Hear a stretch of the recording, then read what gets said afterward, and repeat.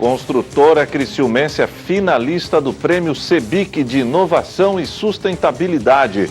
Presidente do Senado, senador Davi Alcolumbre, cobre investigação sobre blackout no Amapá. Secretaria de Estado da Agricultura e FAPESC vão mapear inovações voltadas para o agronegócio. Eleições 2020. Aplicativo Pardal permitirá denunciar irregularidades em campanhas. ONG Transparência Eleitoral Brasil vai acompanhar o pleito eleitoral e produzir relatório ao TSE. No esporte, Próspera se prepara para jogo importante desta quinta-feira pelo Campeonato Catarinense da Série B. E mais, Novembro Azul, cirurgia robótica revoluciona o tratamento do câncer de próstata. As principais notícias do dia você confere a partir de agora. No ar pela TV Primavera de Criciúma, Informe Região.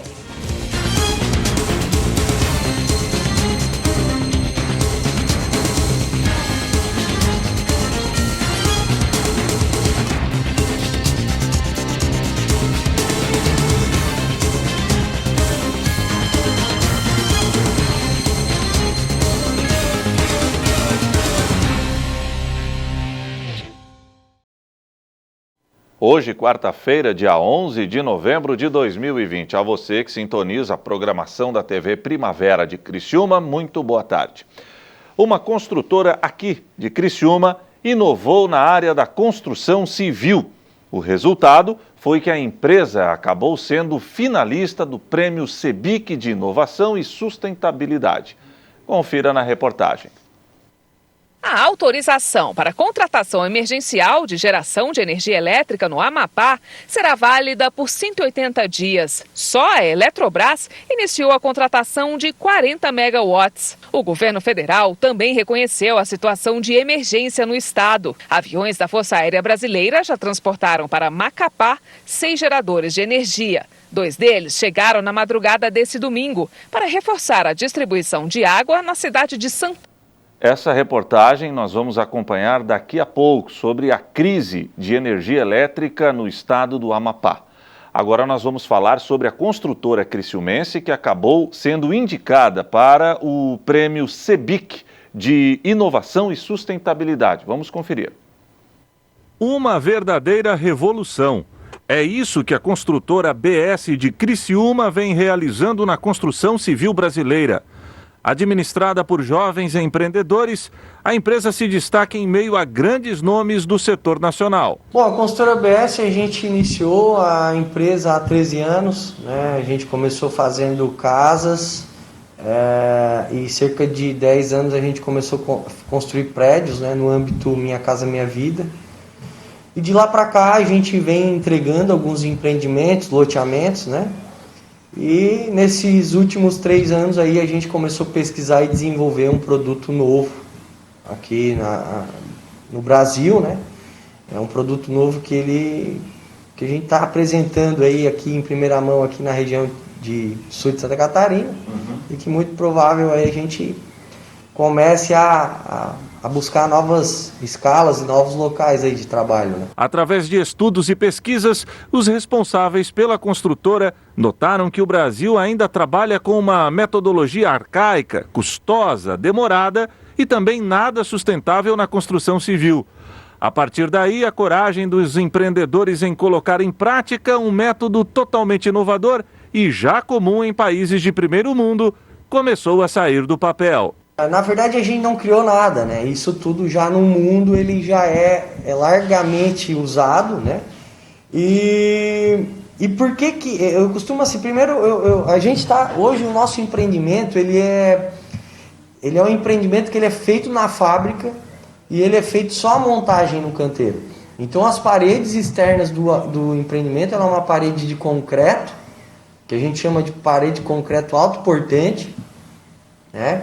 Que é uma parede de 10 centímetros de concreto puro, as paredes internas em drywall, forro em gesso e todos os acabamentos como um apartamento normal, né, que a gente é acostumado a usar aqui. O empresário conta que para o conceito começar a ser implantado no Brasil, foi preciso superar algumas etapas. São 2 explicações básicas, mas a primeira é a normatização desse sistema. Então, em 2017 foi um ano crucial para esse nosso sistema, porque em 2017 ele foi normatizado. E com essa normatização foi o que deu o encaminhamento para que a gente começasse a poder fazer financiamentos bancários, para que os profissionais tivessem a garantia, né, na questão técnica, então toda a parte de engenharia, arquitetura. E aconteceu outros fatos também que ainda deram mais força para esse projeto, que é o quê? A reforma trabalhista e a lei de terceirização. E por que eu costumo dizer isso? Porque se não tivesse vindo junto isso, se não tivéssemos a reforma trabalhista, a gente não conseguiria contratar atividade fim. E aí com isso tudo houve uma revolução nesse nosso setor, né? O diretor da construtora não se conformava na forma como trabalha a construção civil no país. Para ele, o novo sistema, além de garantir mais segurança de trabalho para quem está no canteiro de obras, não diminui as vagas de empregos no mercado. Além disso, é mais ágil, garantindo menos tempo de espera do consumidor e, acima de tudo, autossustentável. Colocar tijolo para nós é empilhar pedra, é construir como os países de terceiro mundo constroem. Poucos países no mundo, e todos eles de terceiro mundo, países subdesenvolvidos, é quem faz obra no formato tijolo, madeira, entendeu? Então, os países desenvolvidos, todos eles são de forma industrializada, e é isso que a gente está trazendo para o Brasil. Eu costumo dizer que a gente não inventou nada, e simplesmente a gente pegou o que há de mais moderno no mundo, e também aqui no Brasil, e conseguiu formular um produto, e principalmente que esse produto caiba no bolso, né? Então hoje a gente começou com empreendimentos populares, né?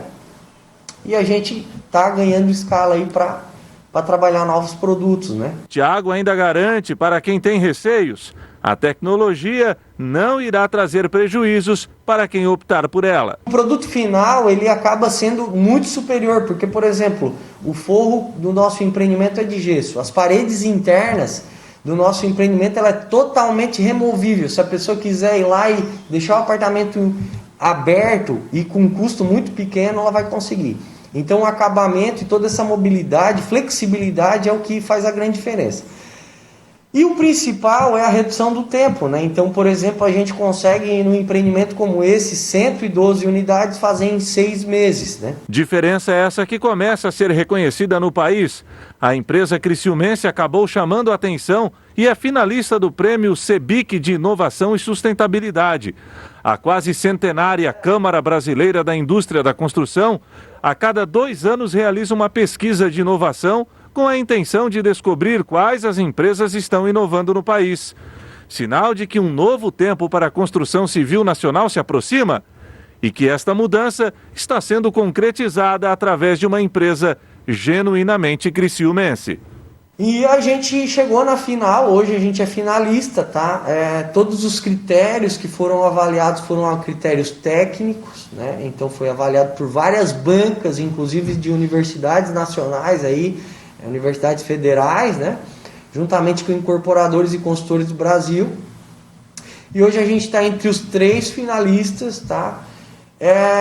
E em comparação ao que a gente conhece de inovador, de outros sistemas, e também pelo que a gente ouviu falar de algumas pessoas da banca da CEBIC, esse é considerado um dos maiores, uma das maiores inovações dos últimos 50 anos do nosso setor.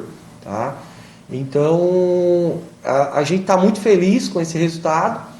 Primeiro porque muito se tinha aquela história assim, e a segurança disso e muitas dúvidas, né? Então quando vem a CEBIC, que é o órgão máximo do nosso setor, e coloca nessa posição de destaque, e que muito embora provavelmente a gente possa ser o vencedor do prêmio de inovação, isso é uma chancela, né? É uma promissória dizendo que não, é isso aí mesmo e o Brasil tem que apontar para lá.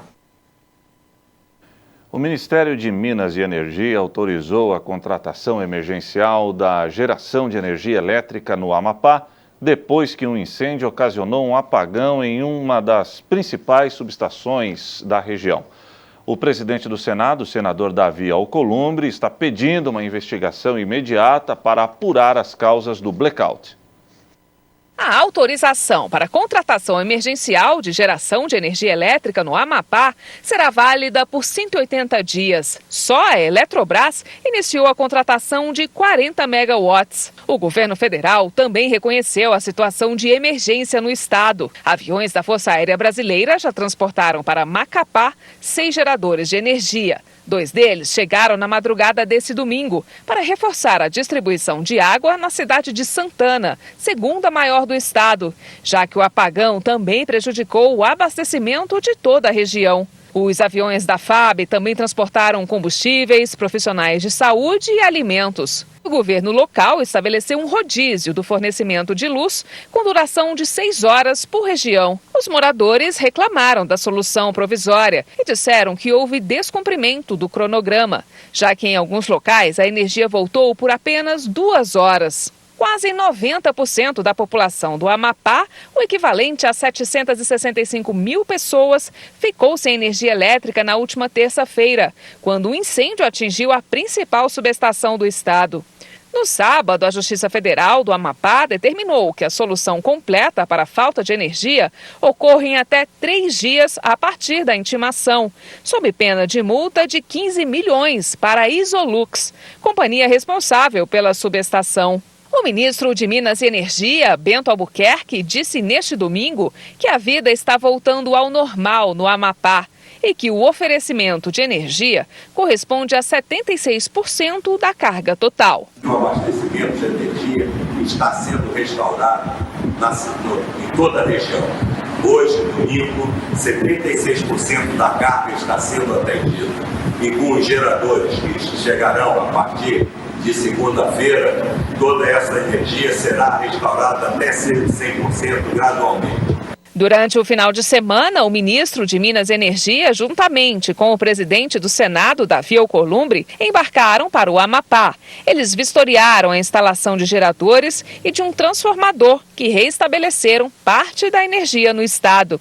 Davi Alcolumbre solicitou que a Eletronorte assuma a concessão da Isolux e pediu que o Exército dê segurança e proteja os equipamentos emergenciais de possíveis sabotagens. Os técnicos do setor elétrico brasileiro hoje estão trabalhando para o Amapá, para essa calamidade que aconteceu no Amapá, mas agora é buscar solução para o problema. E o Ministério, o ministro Bento, quero agradecer toda a sua equipe. As notícias foram muito positivas, porque você não encontra um transformador numa prateleira. E o Amapá também é um estado da federação distante do centro, é uma ilha. Você só chega no Amapá ou de avião ou de barco. Então não tem numa prateleira um transformador. E se tivesse para transportar, precisaria de um equipamento que transportasse 100 toneladas, 100 mil quilos. Então é muito complicado o setor elétrico. São questões muito técnicas.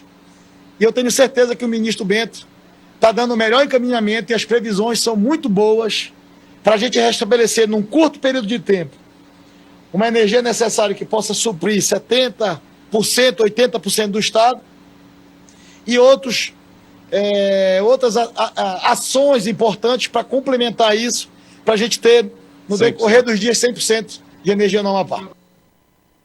A seguir, Secretaria de Estado da Agricultura e FAPESC vão mapear inovações voltadas para o agronegócio.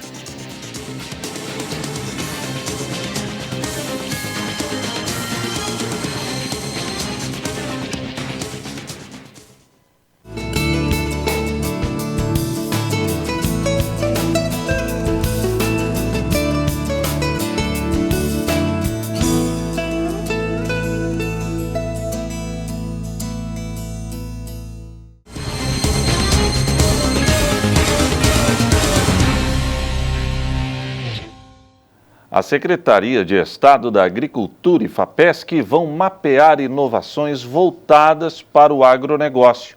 Uma importante notícia para os trabalhadores do campo.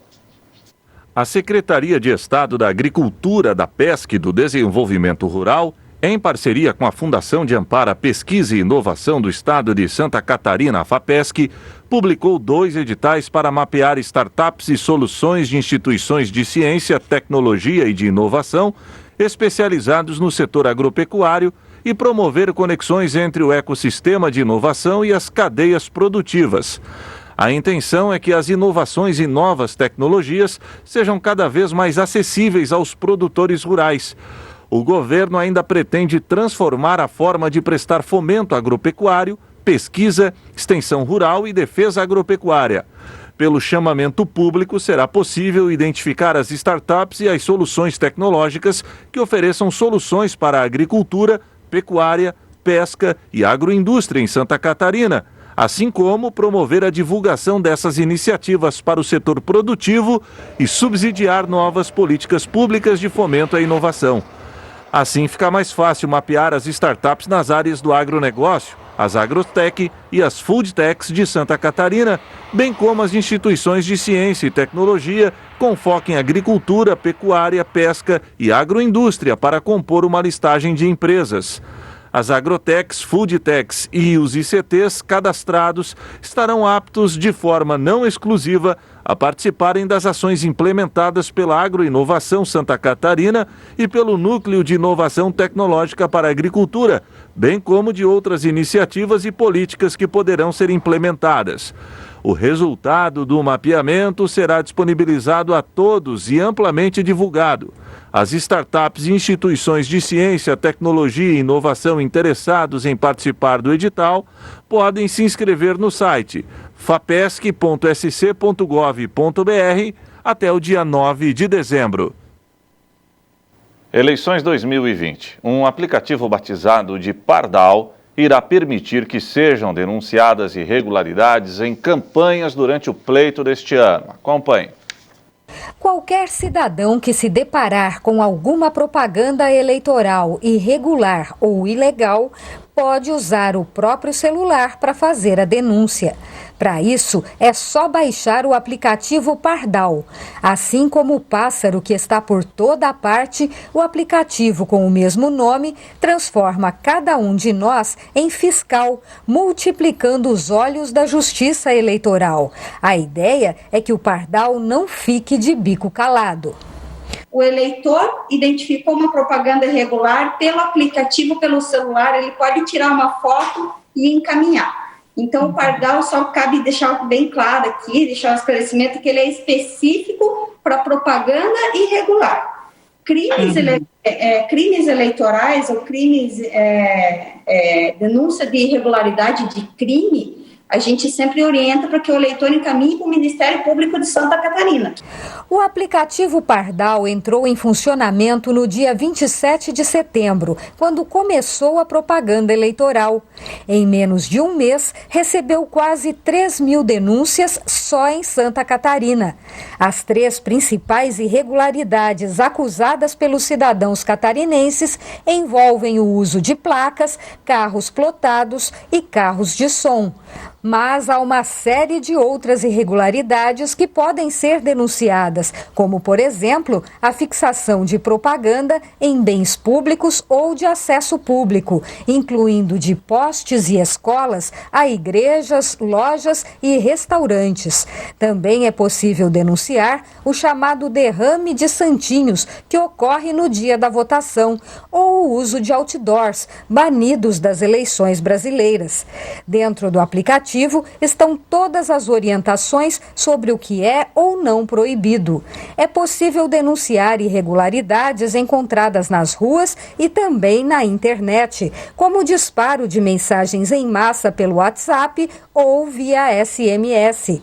Mas é preciso ter responsabilidade ao fazer uma denúncia. Se ficar caracterizada a má-fé, o denunciante vai responder pelo ato e ficará sujeito a penalidades.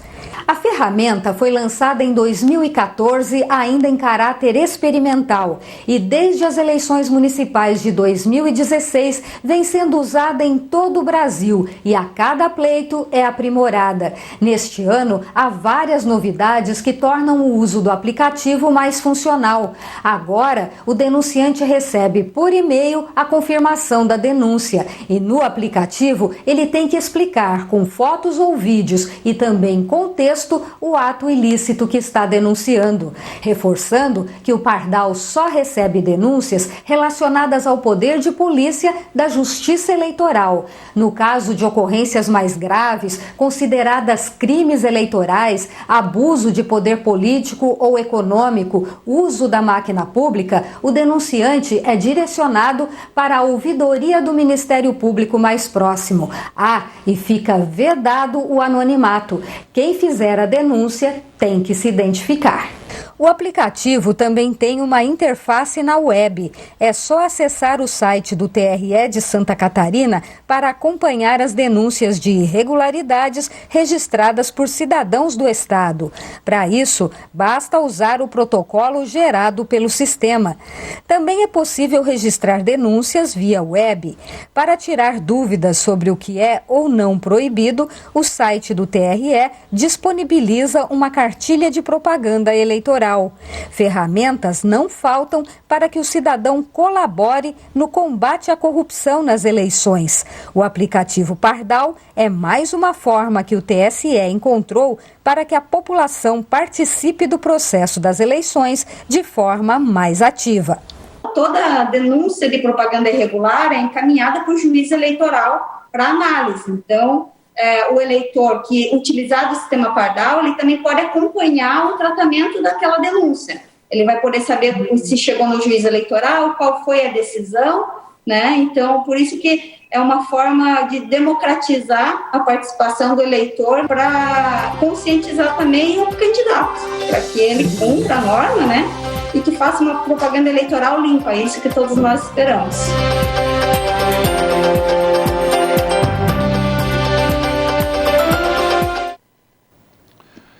Missão de Observação Nacional das Eleições Municipais 2020. A ONG Transparência Eleitoral Brasil vai acompanhar o pleito e produzir um relatório para o Tribunal Superior Eleitoral. O assunto foi discutido no encontro virtual com o presidente do TSE, o ministro Luiz Roberto Barroso, e a secretária-geral do TSE, Aline Osório. A Transparência Eleitoral Brasil é uma organização sem fins lucrativos que tem como princípio desenvolver a democracia em instituições e na sociedade civil. A equipe vai fazer uma observação do processo eleitoral. Para isso, começou a coletar dados do Sistema de Divulgação de Candidaturas e Contas Eleitorais e de partidos políticos, bem como vai acompanhar de perto o primeiro e o segundo turnos em algumas cidades pré-estabelecidas. Cada capital que está sendo observada conta com uma equipe específica de voluntários devidamente capacitados para a observação. Eles tiveram 2 tipos de capacitação. A primeira, só para observação, portanto, o que observar, como observar, a imparcialidade, né, esses detalhes importantíssimos. E a outra capacitação foi de direito eleitoral e panorama político das capitais. A gente não queria começar a missão sem entender minimamente o que estava acontecendo no município. A organização vai produzir um relatório preliminar sobre o dia da eleição. O documento será disponibilizado ao Tribunal Superior Eleitoral e, em abril, será entregue um relatório final com as principais observações feitas pelo grupo. Um resumo sobre o cronograma dos trabalhos da equipe foi apresentado durante uma live de que participaram o presidente do Tribunal Superior Eleitoral, ministro Luiz Roberto Barroso, e a secretária-geral do TSE, Aline Osório. Na ocasião, o ministro falou sobre as atitudes tomadas pela Justiça Eleitoral para proteger a saúde dos eleitores e de todos que vão participar do pleito, e destacou a segurança das urnas eletrônicas. As urnas, elas nunca entram em rede. As urnas não são hackeáveis, porque elas não são conectadas à internet. mas elas precisam ser inseminadas com o programa, que tem o nome dos eleitores e o nome dos candidatos, dentre outras coisas. E isso vai de um programa aqui do TSE para os TREs, e lá eles fazem essa inseminação. Ainda segundo o ministro, mais de 70% das urnas eletrônicas já estão prontas para serem utilizadas. A seguir, Novembro Azul, cirurgia robótica revoluciona o tratamento do câncer de próstata. E ainda, Próspera joga amanhã contra o Guarani de Palhoça.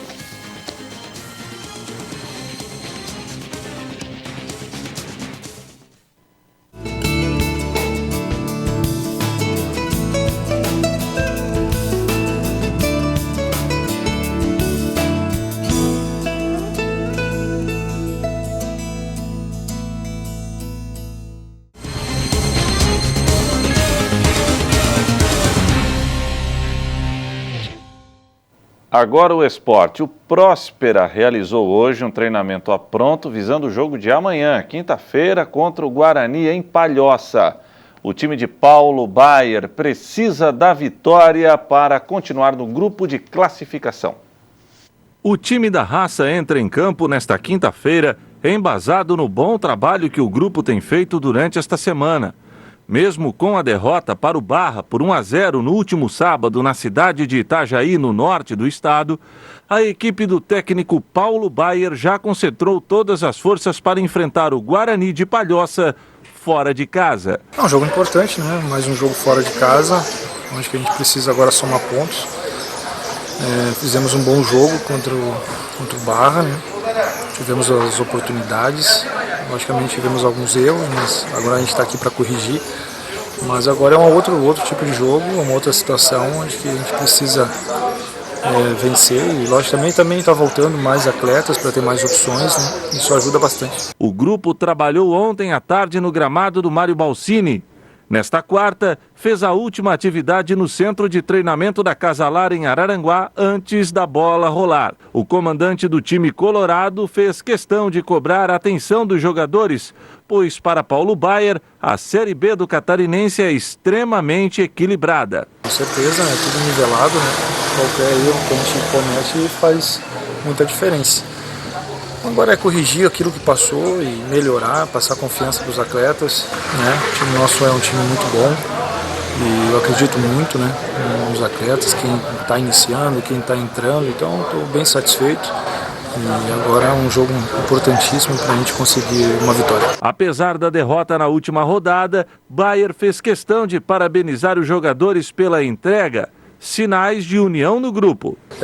Ia ser muito triste da nossa parte se fosse o nosso goleiro melhor em campo, se fosse a gente ter o Roberto ter pegado um monte de bola na trave, mas não, foi o contrário. O goleiro do Barra foi o melhor em campo. Nós tivemos no mínimo 3 ou 4 chances claríssimas de gol. Isso mostra que a gente teve poder de reação. Então eu fiquei satisfeito. Não feliz pelo resultado, mas sim feliz pelo jogo que foi feito. Mas agora é trabalhar, descansar, treinar e chegar quinta-feira, fazer um grande jogo de novo e quem sabe ter uma sorte melhor e a bola possa entrar. O departamento médico do Próspera ainda informou que para este jogo contra o Guarani de Palhoça, o time da raça teve um atleta afastado, já que testou positivo para a Covid-19. O jogador está seguindo todas as regras determinadas pelo departamento médico. Já o restante do elenco negativaram para o novo coronavírus e estão liberados para a partida. Só neste ano está previsto que 66 mil homens recebam o diagnóstico do câncer de próstata. E no mês mundial de combate à doença, especialistas alertam para a importância da prevenção. Quando descoberto em estágio precoce, o câncer de próstata pode ser curado em até 90% dos casos. E se o tratamento indicado for a cirurgia robótica, além da cura, o paciente tem risco reduzido de apresentar sequelas. Há 4 anos, o Aldo foi diagnosticado com câncer de próstata. E felizmente, quando descobriu, a doença estava bem no comecinho. Isso aumentou e muito as chances de cura. Eu faço o acompanhamento desde os 40 anos, por conta da descendência, por conta de orientação profissional. E aí, num primeiro momento eu fui diagnosticado com hiperplasia, que é o aumento da próstata, só que é um aumento que não traz maiores danos.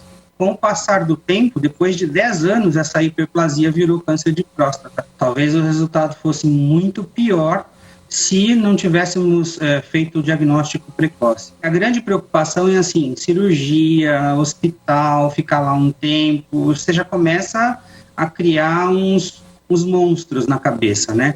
Mas o Aldo não precisou passar por nada disso, porque o tratamento e a cirurgia foram muito mais tranquilos do que ele imaginava. Nada de dor. No dia seguinte eu estava em casa e assim, da cirurgia em si não tem dores, porque são alguns pontos em que o robô é colocado, não tem nada, quase nem ferida tem. O Aldo foi operado por um robô, um procedimento que tem sido cada vez mais utilizado em várias especialidades, inclusive na urologia.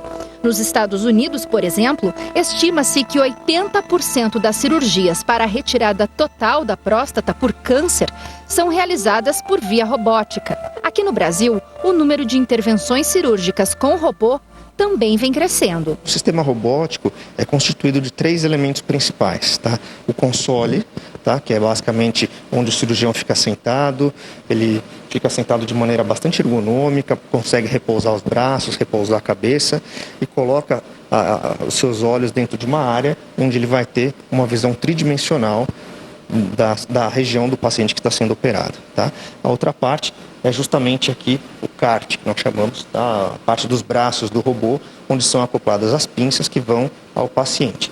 E outra é a torre de controle, tá? Onde a gente vai ter os controles de câmera, controles de bisturi elétrico monopolar, bipolar, né? E fazer todos os ajustes necessários.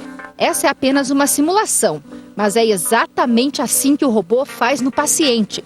Observe como as pinças são precisas e a imagem fica ampliada e sem tremores. Mas o robô só funciona quando é controlado pelo médico. Tudo o que o cirurgião fizer, a máquina replica. Os braços do robô reproduzem de maneira perfeita cada movimento na retirada dos tumores. Lembrar então que o robô faz exatamente o que o médico comanda ali sentadinho no console. Tá? Ele replica os movimentos do cirurgião de uma maneira bastante precisa, filtrando todo o tremor e oferecendo para o cirurgião um zoom de 10 a 15 vezes, tá? Com essa visão tridimensional que é muito importante e ajuda muito a gente no tratamento desses pacientes. A cirurgia robótica tem muitos benefícios e um dos principais é a recuperação mais rápida do paciente. A cirurgia robótica leva em média 1h30 a 2 horas. Já a convencional aberta demora de 3 a 4 horas e o paciente fica internado por pelo menos 4 dias. Já na cirurgia realizada por meio do robô, no dia seguinte ele já está liberado para ir para casa. A começar pela incisão, tá?